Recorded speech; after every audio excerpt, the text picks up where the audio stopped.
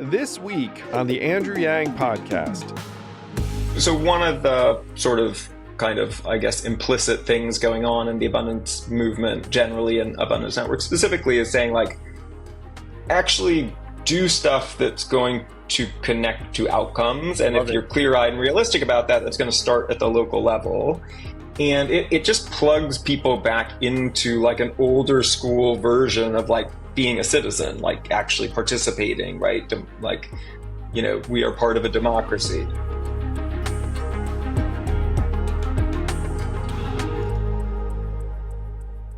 It is my pleasure to welcome to the podcast for the very first time somehow, though we've been friends for a number of years, as you can tell from his t-shirt if you're watching this on video, the founder of the Abundance Network, Misha Chellam. Welcome, Misha. Hey, Andrew. Former rock star Misha Chellam. I think that's literal because Misha's a musician. So Misha, you and I met, back in 2017 at the Cash Conference. It was a bunch of folks, Bay Area, trying to see how to popularize UBI. What do you remember from that event? I remember us pulling off to a side route. It was a good event, and obviously we met there. Our friends Natalie Foster and Chris Hughes and others, Roy Bahad, I think, a bunch of great people were there. But I do remember you and I pulling aside to like some side room and saying, this talk's all good, but what are we going to do about it? And you had a crisper answer than I did. You were like, I'm running for president. Yes. And I said, that sounds really fun. And let me know how I can participate. How I can help. And yes, I started repping the gear. I think, this was like 2018. Yeah. It was early in that run. You're one of the OGs of the folks who got behind the presidential campaign. Always grateful to you. You beat the drum to others. You're like, hey, let's do this thing. At that time, too, you were considering being a candidate.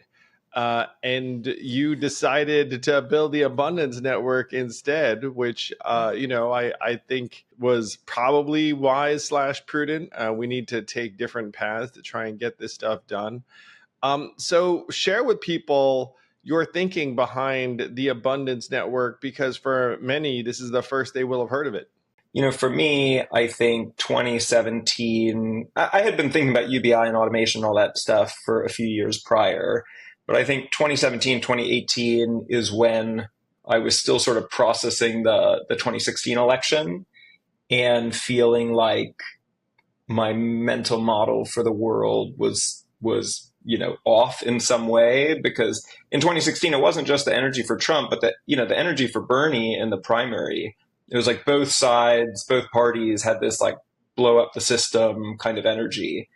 And, so I started sort of thinking like, wow, I really don't understand the world.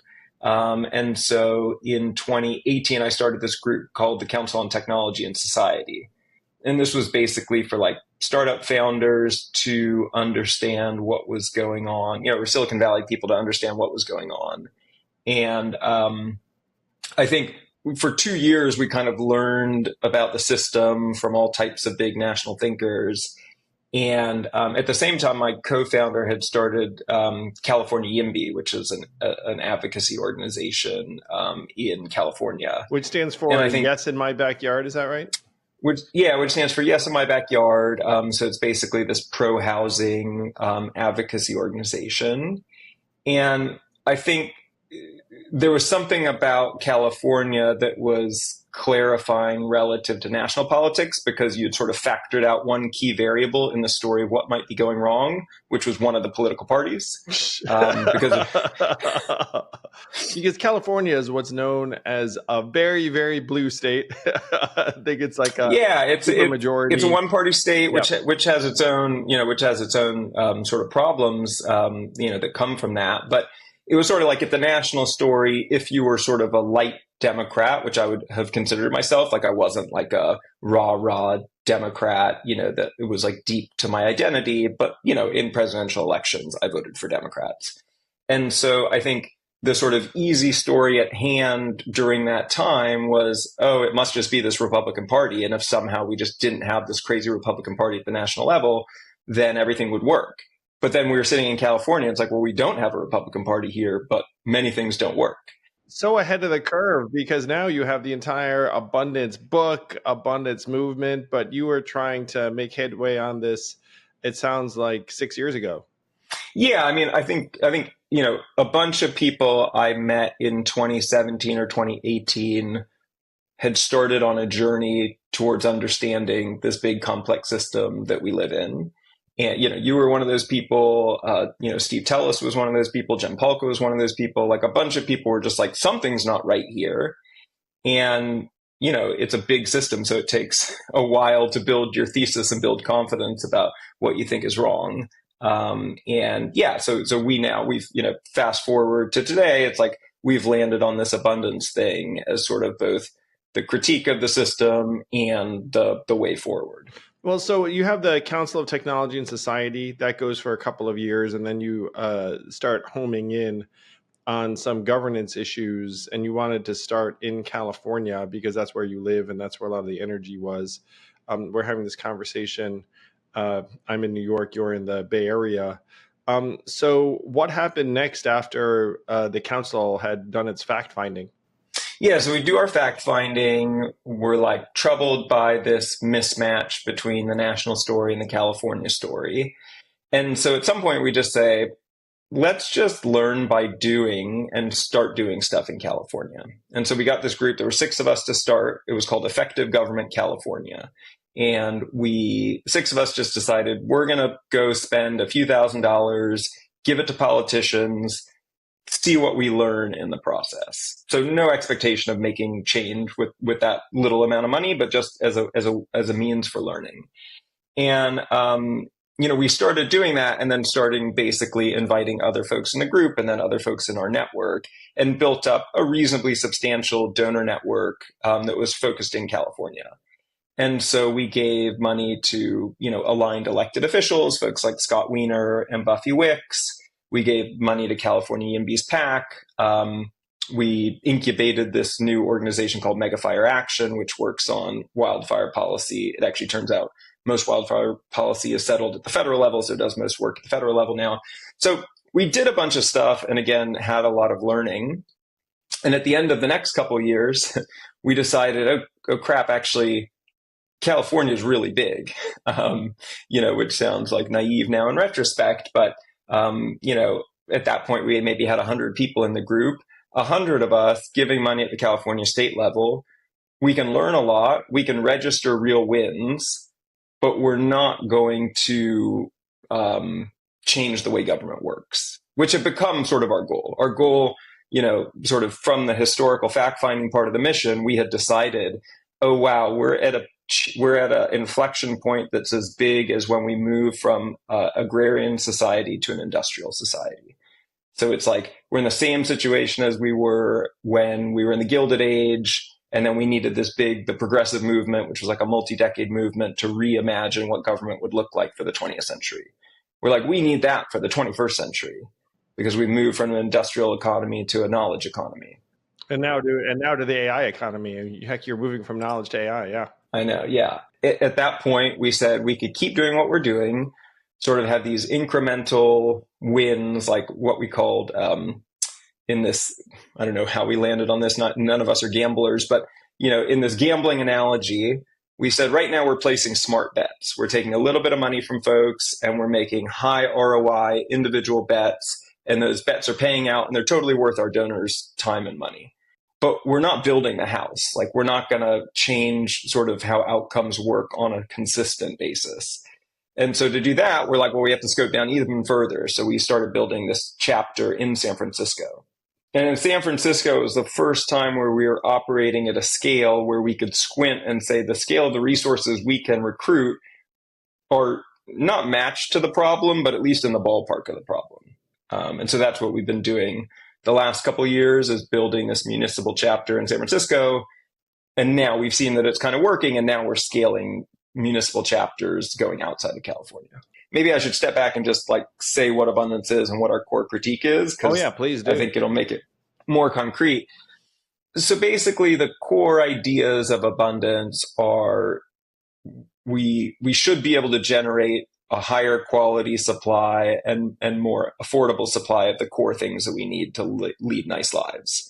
And so that starts with things like housing, transportation, education, safety.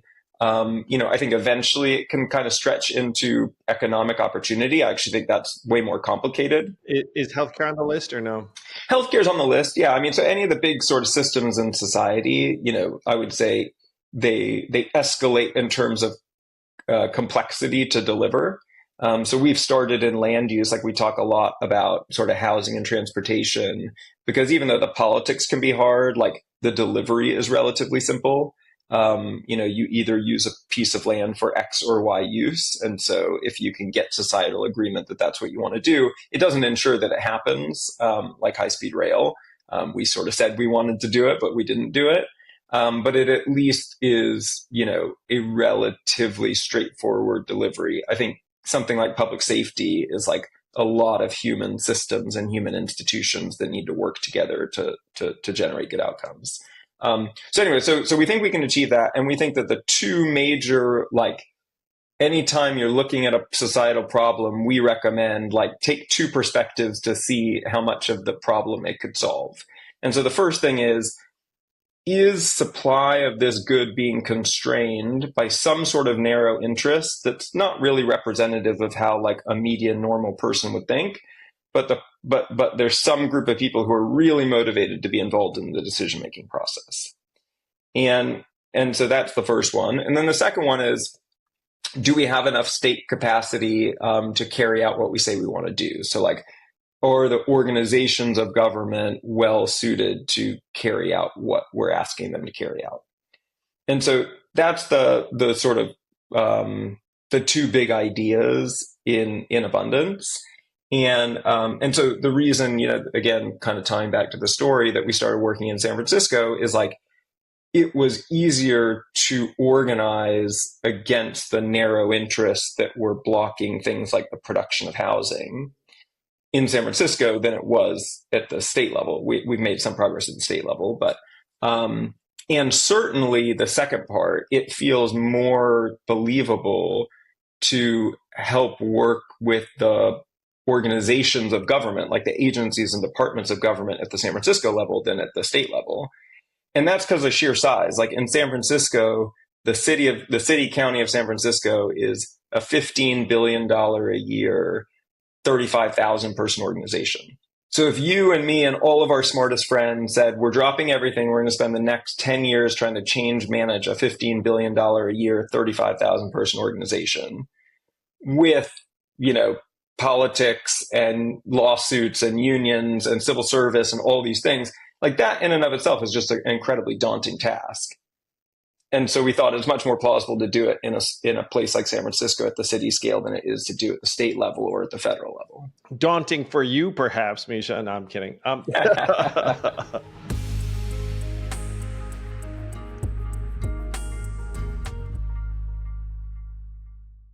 Summer is here. It's time to look good, feel good, be active. And you know what you don't want to spend all of your time doing? Chopping ingredients and cooking. That's where Factor comes in. Factor will send you a chef-crafted, dietitian-approved meal ready in just 2 minutes. It's fast, it's healthy, it's convenient. I love Factor because it takes all the brain power out of food. I don't like to think, I just like to eat. I've tried the shredded chicken taco bowl, the herb crusted chicken, the salmon piccata. All of them are tasty and feel like you're doing your body a favor. Guilt-free eating, fast, convenient, on a budget. Get started at factormeals.com/yang50off and use code yang50off to get 50% off plus free shipping on your first box. That's code yang50off at factormeals.com/yang50off for 50% off plus free shipping. factormeals.com/yang50off.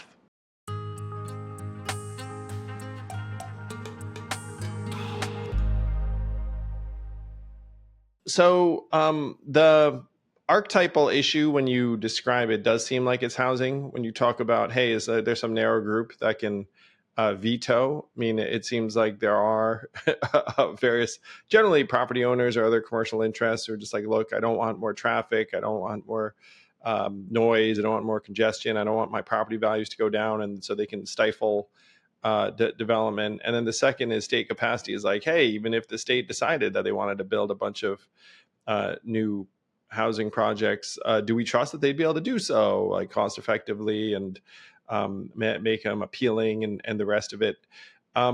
But you can put other things in there. I mean, you mentioned trains would be another. One of the things that now has really become front and center, and you've been a leader on this, been ahead of the curve, and I think California is a fantastic place to be making this case. But there has been this new abundance canon that has just sort of come out. And, you work with Jen Polk, so Recoding America is sort of one of the seminal works in this space. But then the thing that's really smacked people in the head over this last number of weeks has been the Ezra Klein and Derek Thompson book, Abundance. I suppose it's good that everyone has the abundance name on their mind. When you think about the issues, is it housing first and foremost? Is that the one that's like the pain point that is plaguing most communities? Yeah, I mean, I think so housing is definitely the tentpole issue of abundance to date. And that's for a few reasons. Like, one, housing theory of everything. Like, housing just connects to a bunch of other things that matter. Like, it is the most expensive thing that people pay for, either that or childcare. It is priced into it as so many other things. Can I live close to economic opportunity? Can my kids go to a good public school? Is my neighborhood safe? Like, you can buy your way into all of those things if you can buy housing. I think there's a moral dimension to YIMBYism because everyone because most people experience housing, and the people who don't, that's downstream of not having enough housing. Like, there is more of a moral sense, this idea that we like live in community. And yes, in my backyard, I actually have 2 construction projects. Luckily, they're on break right now going on in my backyard. My wife says, like, this is really challenging your YIMBY ideals. Yeah. We can understand it's like a very human scale problem. And because of that, people have started organizing around it, which is also very powerful. In some ways, housing conceptually is a confusing one on the narrow interest, because like 2/3 of Americans are homeowners. So when I say narrow interest, I don't mean that the 2/3 of American homeowners are diligently working to protect their asset. It's really that we've constructed a system that is way overly responsive to individual voices versus what's needed for the community. And then the people who police those, who keep those laws in place are actually narrow interests, like, construction unions in many blue cities or blue states, who use the fact that every project is reviewed on a one-off basis to like negotiate better deals. And it gets confusing, but like, sometimes I think of it more like there's a lot of piracy all over the American economy and the American experience. And so, high frequency trading is one that I think of often, where it's like, nobody on the merits defends the like value creation societally of high-speed trading. It's just that these guys who high-speed trade are like pirates, and they found a little spot of the economy to go rob the rest of us of a few pennies. Nobody's going to organize like against that because it costs us all a fraction of a penny. I want my pennies back. That you like increase the cost of my stock purchase by like 1/10 of a cent that one time. Exactly, and so there's that would be a hard issue to like, even though conceptually that is fully an abundance issue, and one day in the grand scope of the project, like I hope we close that, or we tax high-speed trading because it's totally valueless. But it's a place where it's hard to organize. Housing has been easy to organize. There's real literal, like there's 100+ YIMBY chapters around the country, and there's housing laws being passed, and there's real work there. And I think for decades, people have pointed out to problems with our governance systems and our politics, but it's been hard to mobilize real people, and real people have been mobilized around housing. So it's like, it's an important issue, and it's a place where real action is happening. Yeah, people can understand it too. There's like an instinct. It's like, something's going wrong. Like we really ought to be able to build more housing for folks. So you have this chapter in the Bay Area, and you are currently recruiting for chapters elsewhere in the Abundance Network. Like, where are you guys kicking up new Abundance chapters? So we have a full chapter. Well, let me first define what a chapter is. So we think a chapter is it is able to sustainably drive out like real world outcomes. And we talk a lot about outcomes, and we have to say real world outcomes, like real outcomes, because we have such nihilism about government's ability to deliver on things that even when again, we see policies pass all the time, but then nothing happens in reality, right? So as voters, you're like, didn't I vote for this high-speed rail thing? And we authorized a lot of money, and then there's no high-speed rail. So passing the bill or like winning the ballot prop was like a milestone, but it wasn't a real outcome. So we think a chapter needs to be able to deliver real outcomes on a sustained basis. To do that, we think that a chapter needs to be professionally staffed and sustainably financed. And that is hard because humans cost a lot of money, and good staff costs, good money. And so you have to build like a donor network that's willing to support real staff. And so the one place that we have done that in full is in San Francisco. We've got what I'd call chapterlets or chapterlings in Oakland and Santa Monica, so 2 other California cities. And now we want to scale outside of California. And so we're talking to people in Seattle, in San Antonio, in Chapel Hill, in Louisville, in Chicago. We're like in early conversations. And the goal is to basically have 5 chapters by the end of this year that are professionally staffed and sustainably financed.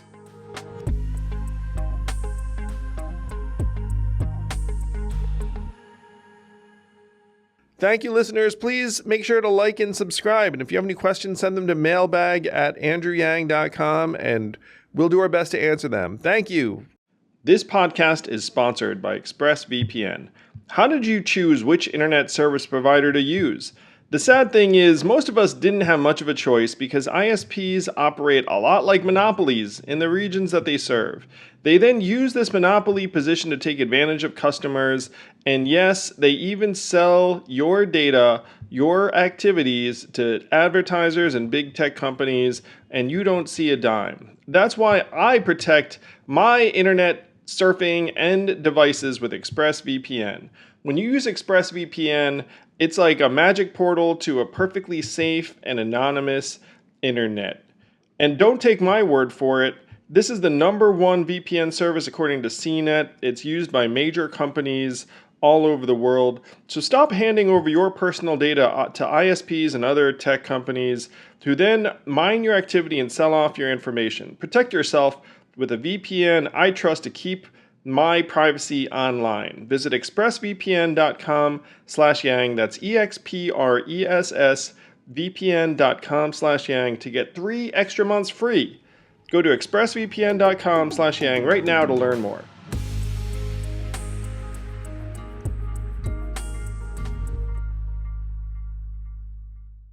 Wow, congratulations, man. You guys are the de facto political movement arm of what I dare say is like a new abundance faction within the Democratic Party, sometimes referred to as abundance bros. And I saw this and I was like, I'll cop to being an abundance bro, sure. I will say that, I'm friendly with both Derek Thompson and Ezra Klein. I appreciated their making this case. They are now the pillars of the abundance movement, whether they like it or not, because they co-wrote a book called Abundance. And I'm very curious about the energy they've gotten, and then hopefully it's finding its way to you in the Abundance Network. What have you gleaned from the launch of their book and the discussion around it? Yeah, I mean, I think we had already well, so two big things happened in the last whatever 6 7 months. One was the 2024 election. I think this, we were in a blue state, critiquing blue states and blue cities. I think had Kamala handily won, people would have said, your critiques are cute, but like we're doing enough to get over the hump, to sort of win power. And yes, there's plenty to improve on the margins, but I think it would have stayed like an interesting critique and sort of slowly built momentum. I think that election paired with, Ezra and Derek crystallizing a lot of the themes. And, it's a great book and people should read it. And I'm glad that, two guys with great writing style, great thinkers and great audiences have been promoting it. But if you read that book, it's a summary of a lot of people's work. And so a lot of this work has been percolating for the last, handful of years. I think the encapsulation of it in their book, as well as Mark Dunkelman's Why Nothing Works and Yoni Applebaum's Stuck, and Jen's book. And I think all of these things paired with an actual problem in our polity, which is like that, we do not have we have neither party in government that is seen as being pro-growth and pro-effective government. We're over 2. So, yeah, exactly. So yeah, there's just a ton of new energy. We've seen like just, I don't know if my inbox is any indication, I'm just like a random guy, but I get lots of inbound emails now. Lots of folks from my life of previous chapters reaching out. And so it's almost like you're running for president, because that happened to me too, Misha. Like, hey, I went to junior high with you. Like, yeah, totally. So I think that there's clearly a lot of new energy. I'm sure you've seen that through Forward, like a lot of energy for a new political home. And, you and I have talked about this over the years. It's like, I think that, you can see a problem, again, it's a big complex system. So feeling around to understand the elephant or this metaphor is going to break, but like, figuring out what the right strategic path in, I think it's good that people are trying multiple paths. So what's something that the Abundance Network has achieved that you're proud of or excited about? Yeah, so like I said, we had that early phase at the state level and we had some meaningful outcomes. We were the ones who helped funded, and then the Great or Clean Air Task Force ran the campaign to keep Diablo Canyon from shutting down. And so that was like one of the last nuclear power plants in California. If it had shut down, it would have caused, I don't know, it's something like 7 to 10 million metric tons more carbon to be emitted out of the state every year for like the next whatever years. And this is an example of just like, how do we build a system where that's the output of the system was closing a totally safe, clean energy facility. So that was one win, sort of incubating that advocacy organization was another, but the local level, which to us is now our focus. So we helped pass the state level bill, but get a carve out or a special piece of it for San Francisco, which has now led to a few thousand new units of housing being in the development pipeline in San Francisco. We also ran ballot campaigns to pedestrianize 2 major thoroughfares or high injury traffic corridors to be new public spaces. Wow. So we've started to change how the city feels, and now we can take our members and go to these physical places and say, this used to be a parking lot. You did this. Well, no, it's true. This used to be a parking lot, and now it's going to be 1,000 units of housing. 1,000 families are going to be able to live in San Francisco because of your efforts. And that's huge and feels totally different than like, I gave the last $500,000 to some Senate campaign that lost by 10 points and I feel crappy about it. Like, this is a concrete outcome they can point to. Yeah, no, it's a million times better. Yeah, you point to the freaking, project in the making. People should feel very heartened by that.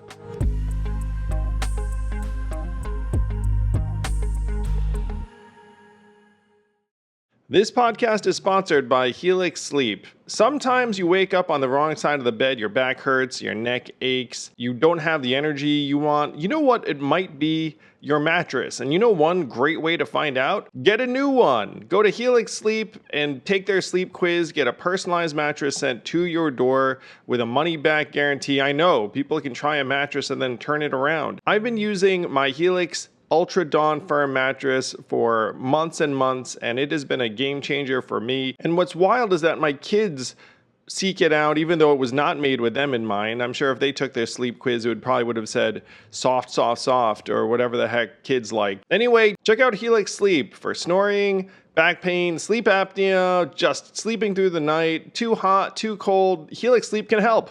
Go to helixsleep.com/yang for 27% off site-wide plus free bedding bundle, sheet set, and mattress protector with any Luxe or Elite mattress order.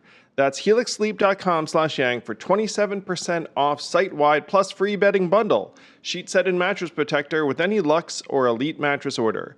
Exclusive for listeners to the Andrew Yang podcast. helixsleep.com/yang.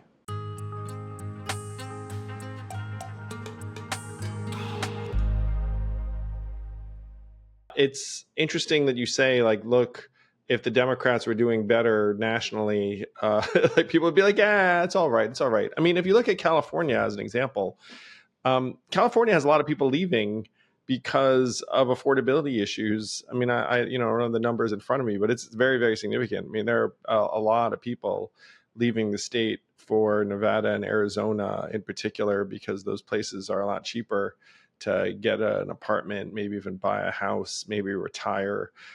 So a lot of people are being driven out of California on that basis. The frustration I talk to when you talk about the mega fires, I mean, there are a lot of ticked off Los Angelinos where they're like, what the F? Like, I paid taxes and like, what was going on? There's an instinct that you have to do a better job of protecting people's hearth and home. So when I think of the list of cities, Seattle's definitely itself blue, and Washington State's very blue. Chapel Hill is a blue oasis in a purple state. San Antonio, I think, is like a bluish city in a red state. Do you have, I mean, most urban areas tend to be blue. So is that the pattern?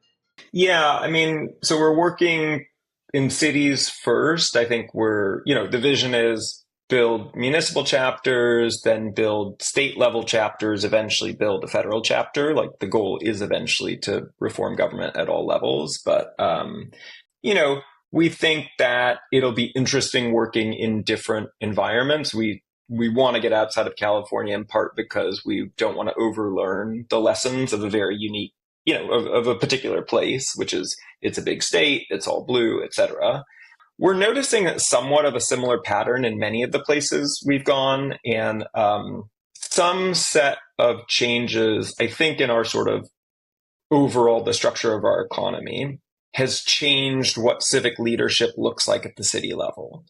So, if you rewind in time, it looks like in many of these places, sort of the last time they had a functional governance system was like 50 years ago. And at that time, there was like a set of civic leaders that were, sort of business leaders and labor and government together working, with a sort of pro-growth vision for their cities. And that kind of broke apart. And I think that the factors include, at the time, there were more regional sort of entities where the CEOs of regional organizations lived in a place and felt more committed to a place, as opposed to like you now have middle management living in a place and the leadership lives on the coast or overseas. There's a set of things, this is more particular to California, but a set of incentives or about the way that land was valued and taxed meant that more of the decision making happened at the state level. So there was sort of less reason for local business leaders to be paying attention to local government. Then the sort of internet broke the newspaper model, and so local newspapers kind of have diminished. Death of local news is a major problem. Yeah, it's a major problem. By the way, there was like an editor of the San Francisco Chronicle had an event and said that my biggest problem is getting you all to give a shit about what happens here. And like when talking about you all, it was a bunch of techies, because the techies sort of, some of them didn't live in the city, some of them are kind of transient. Totally. Yeah. So there's this whole set of factors that have drawn our, Eitan Hirsch calls it like political hobbyism. It's sort of like you're college educated, you pay attention to politics like you and I, Andrew, pay attention to NBA basketball, right? And our fanship for NBA basketball is very personally fulfilling, and sometimes it's painful if our teams are losing, but like it's not really affecting the outcome of the game. It's not? No, I'm kidding. Wait, what? I thought if I wore this shirt unwashed for a third game in a row. Yeah. My superstitions are not affecting this playoff series. So one of the sort of kind of, I guess, implicit things going on in the abundance movement generally, and Abundance Network specifically, is saying like, actually do stuff that's going to connect to outcomes. And if you're clear-eyed and realistic about that, that's going to start at the local level. And it just plugs people back into like an older school version of like being a citizen, like actually participating, right? Like, we are part of a democracy. It's so 40, it's crazy, man. It's so 40, it's crazy because we're all about that. We've got like our 52 aligned elected officials, most all of whom are local. We literally have, a city council member, mayor, a school board member, like you name it. We get pumped about any kind of win. So we've got a couple of right. So our mission statement is like, organize a new generation of civic leaders to build 21st century government. So 21st century government, like that's the really heavy lift. Like, holy shit, you need all the civic leaders across all the different vectors of society to come together in a specific jurisdiction and be like, we're going to make this place work. The organized new civic leaders we do through a bunch of programs. And one of the programs that we launched a month and a half ago is this thing called Abundance Electeds. And it's for local elected officials who are bought into the ideas of abundance to be in community with each other and basically like trade notes. It's like a community of practice for people who are like, no, but how would I actually solve problems in my local community? And so my colleague Giselle Hale is running this program. She was the former mayor of Redwood City, very successful elected official. Yeah. And so that's a new program that we've launched. So we should trade notes. I should connect you and Giselle. Or abundance plus forward abundance together. Exactly. Like this. Exactly.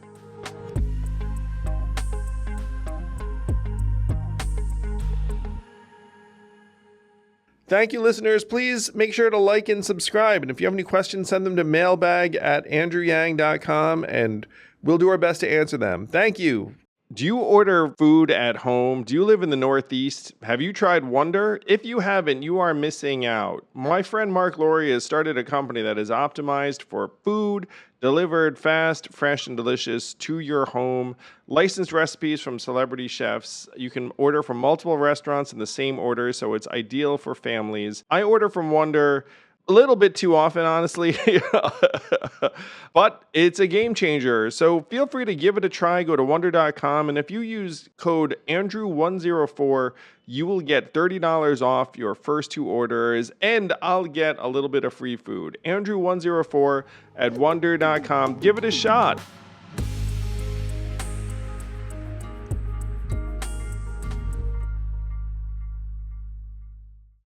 Were you surprised at all by some of the critiques that Ezra and Derek received?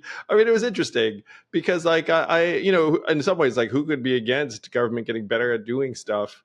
But then there were folks saying, oh, they missed the real issue, which is corporate power.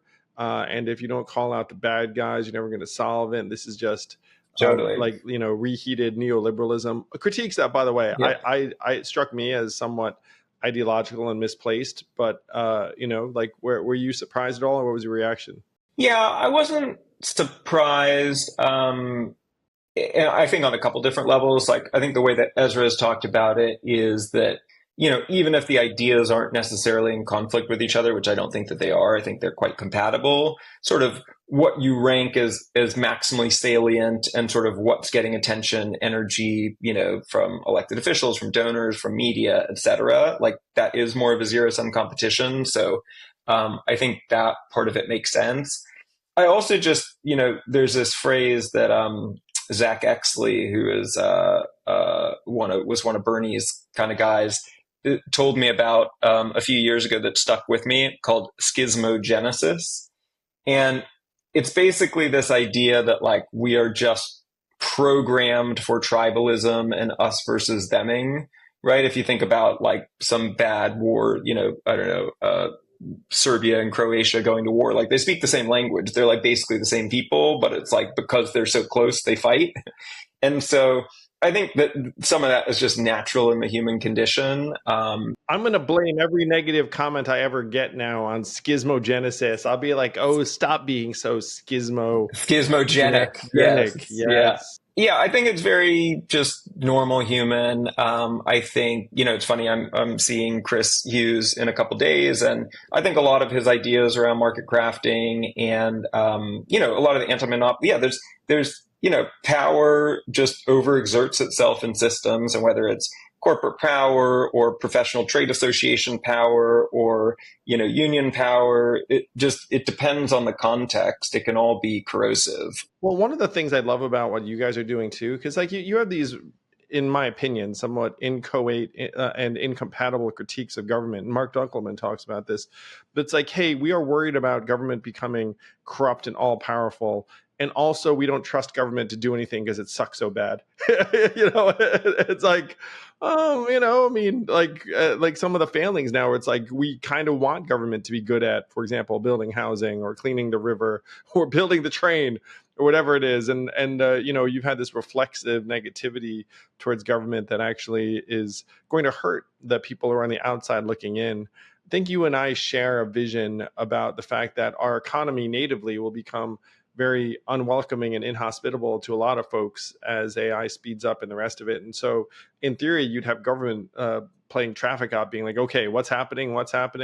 But then we don't actually have that kind of government, and a lot of Americans wouldn't trust it. But what you're doing is trying to actually energize state capacity locally, which will then end up building trust, and you're having people get their hands dirty and rolling up their sleeves, trying to make good things happen locally in a way that's very achievable. I don't know why you wouldn't just run for president and try and change it all here now. I mean, I'm obviously very, very into the local grassroots driven ground up direction, because not that I'm necessarily beyond taking a big swing at the top, opportunistically, but in the meantime, there's so many positive things we can do to put points on the board. Yes. I remember when you were on the campaign trail and doing, well beyond anyone's expectations.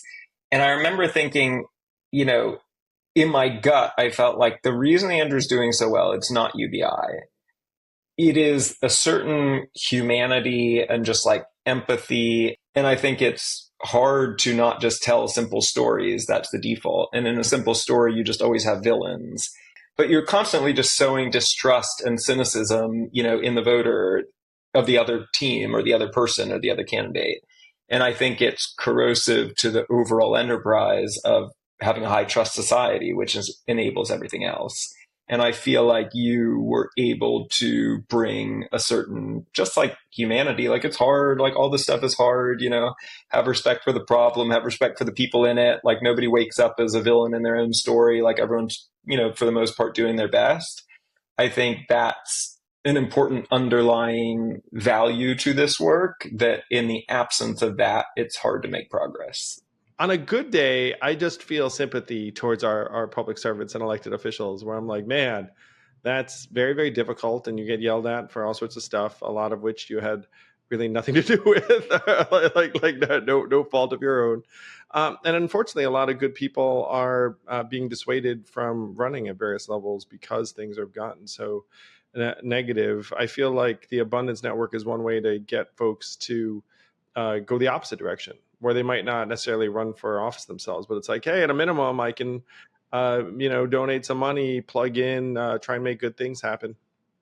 Yeah, and the closer you get to it, the more empathy you have for the difficult situations that we have put our public officials in, the impossible jobs that we've given our government staff.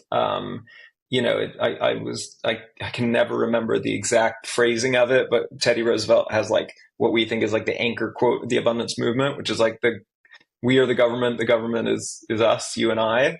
Like, this is our collective problem. It's like this idea that we're blaming some external party. It's like you're stuck in traffic and it's like you are traffic. We have these it's a membership model. We started off with kind of donor members. Those are folks who had more money to give than time. Now we have another program called professional members, which are folks who are giving still modest amounts of, some amount of money, but really it's like their human and social capital is how they're contributing. The closer they get to the system, the more they understand, like, oh, holy shit, like, one, this is tractable. Two, this is a hard environment. These are hard problems. There's not like one easy fix or one idiot that's gumming up the works. It's like, it is going to take a while to unwind. Yeah, if only. I mean, if someone wants to get like a years long perspective, pick up Jen Paulka's book, Recoding America, because she was in the bowels for years and years, and it gives you, I think, the right perspective.